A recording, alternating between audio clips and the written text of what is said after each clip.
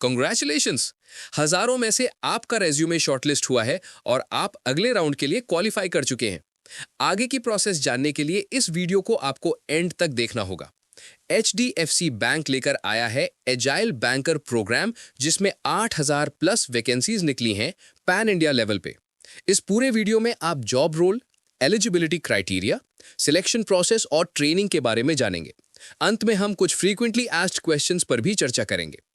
HDFC bank की agile banker programme की सारी हायरिंग और ट्रेनिंग प्रोसेस हमारे ट्रस्टेड पार्टनर अपग्रेड द्वारा कराई जाती है, जिसके फाउंडर हैं रॉनी स्क्रूवाला, जो बॉलीवुड के फेमस प्रोड्यूसर भी हैं। चलिए शुरू करते हैं। ये जॉब रोल है पर्सनल बैंकर का, जो HDFC के E1 बैंड यानी असिस्टेंट मैनेजर के पे रोल पे होगा। सैलरी है सालाना 3,25,000 CTC।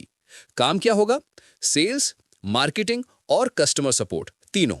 कस्टमर की पोर्टफोलियो मैनेज करना, बैंकिंग ऑपरेशंस संभालना, बैंकिंग प्रोडक्ट्स हैंडल करना और कस्टमर सपोर्ट देना, एंड टू एंड आप डील करेंगे। पहले ये पोजीशन सिर्फ MBA कैंडिडेट्स के लिए थी, लेकिन अब हर ग्रेजुएट इस जॉब रोल के लिए क्वालिफाई कर सकता है। एलिजिबिलिटी: एज 21 से 28 साल के बीच होनी चाहिए। ग्रेजुएशन में मिनिमम 50% मार्क्स हों। फाइनल ईयर स्टूडेंट्स अप्लाई नहीं कर सकते, सिर्फ वही जो ऑलरेडी पास हो चुके हैं। बेसिक इंग्लिश पढ़ना लिखना आना चाहिए। अपने स्टेट की लोकल लैंग्वेज आनी चाहिए। कोई लीगल केस नहीं होना चाहिए।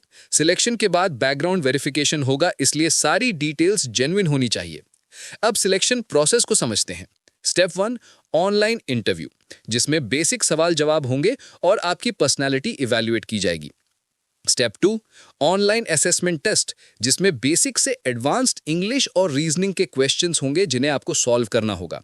दोनों राउंड्स के लिए हम आपको पूरी तरह गाइड करेंगे ताकि आप आसानी से क्लियर कर सकें। अगर आप दोनों राउंड्स क्लियर कर लेते हैं और सिलेक्ट हो जाते हैं, तो HDFC बैंक की तरफ से आपको प्रोविजनल ऑफर लेटर मिलेगा। ये लेटर आपको HDFC बैंक के ऑफिशियल ईमेल ID से आएगा और आपकी एम्प्लॉयमेंट का प्रूफ होगा। इसे संभाल के रखिएगा। जॉब कंफर्म होने के बाद ही आपकी 20 डेज की ऑनलाइन ट्रेनिंग शुरू होगी, जो अपग्रेड कंडक्ट करेगा। ये होगा step 3, the final process. Training में आपको हर वो चीज सिखाई जाएगी जो जॉब के लिए जरूरी है, और साथ में रिटेल बैंकिंग सर्टिफिकेशन भी मिलेगा।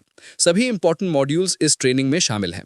इसके अलावा आपको मौका मिलेगा NISM स्टेज 5 एग्जाम देने का, जो सेबी यानी securities and exchange board of India से सर्टिफाइड है। एक गवर्नमेंट रिकॉग्नाइज्ड सर्टिफिकेट जो फाइनेंस करियर के लिए बहुत वैल्यूएबल है। NISM 5 एग्जाम कोई छोटी मोटी सर्टिफिकेशन नहीं है दोस्तों। अगर बैंकिंग और फाइनेंस में करियर बनाना है तो इसे जरूर देना चाहिए।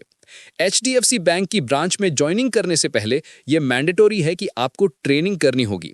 इस ट्रेनिंग की फीस है 47,200 रुपीज, जो आपको अपग्रेड के ऑफिशियल बिजनेस अकाउंट में ट्रांसफर करनी होगी। याद रहे, किसी भी पर्सनल अकाउंट में पेमेंट नहीं करना है। अगर आप एक बार में पूरी पेमेंट नहीं कर सकते, तो 10,000 रुपए एडवांस देकर 6 मंथ्स तक no cost EMI option available है। जॉब करते हुए आप अपने पुरानी ट्रेनिंग फीस भी आराम से चुका सकते हैं। ट्रेनिंग और ट्रेनिंग फीस सिर्फ तभी ली जाएगी जब आपको ऑफर लेटर मिल जाएगा। ट्रेनिंग कंप्लीट होने के बाद HDFC बैंक आपको पोस्टिंग की इंस्ट्रक्शंस देगा। ज्यादातर चांसेस हैं कि आपकी पोस्टिंग होम टाउन या नियरेस्ट सिटी की HDFC ब्रांच में होगी। अब देखते हैं कुछ आम सवाल। पहला सवाल, ट्रेनिंग के पैसे क्यों लगेंगे? HDFC बैंक अपनी रिक्रूटमेंट एजेंसी को बहुत पैसे देता है आप जैसे टैलेंटेड कैंडिडेट्स को ढूंढने के लिए, लेकिन सिलेक्शन के बाद कई बार कैंडिडेट्स कंपनी छोड़ देते हैं या दूसरी जॉब ले लेते हैं, जिससे HDFC को नुकसान होता है। इसलिए सिक्योरिटी के लिए HDFC ने यह मैंडेटरी किया है कि आप ट्रेनिंग फीस दें, वो भी जॉब ऑफर लेटर मिलने के बाद ही। दूसरा सवाल, क्या फाइनल ईयर वाले इंटरव्यू में बैठ सकते हैं? नहीं, आपको कम से कम ग्रेजुएट होना चाहिए।